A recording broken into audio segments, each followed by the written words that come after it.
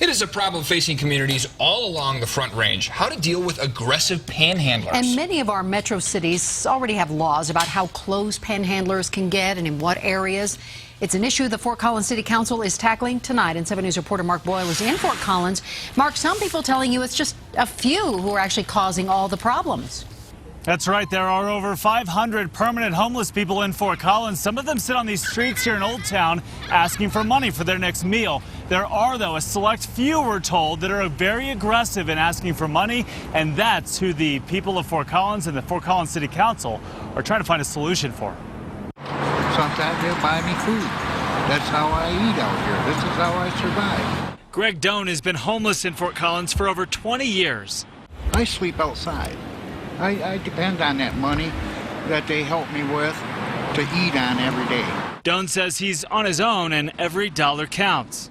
I sit here, I don't say nothing to nobody. If somebody says something to me, I say something back. But I ain't rude to them, I'm nice to them. But Doan says a few people are casting the peaceful homeless population in a bad light. He says they're obnoxious and need to leave town. You got these idiots, they get drunk and then they come up here and then they get after the people, you know, to give them money. Chuck Carlson owns a liquor store downtown and says those people aren't his clients at all.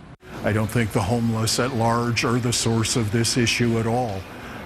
It's a small group of people who are in town for the summer and trying to take advantage of folks who live in Fort Collins. What to do with them will be discussed in a closed work group session by City Council members tonight. One solution, find a group of trained professionals to get them out of Old Town, and 2 resources they need without having to call the police.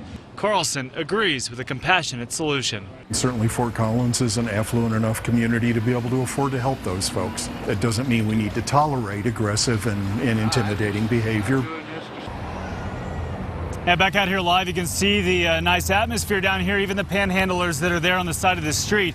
Now, there are about 4 solutions that the city is trying to come up with in order to deal with those that aren't acting like these guys and that are more aggressive. We'll, of course, continue to update you on this story. No action will be taken at tonight's meeting, but as soon as there is, we'll update you on that. Live in Fort Collins, Mark Boyle, 7 News.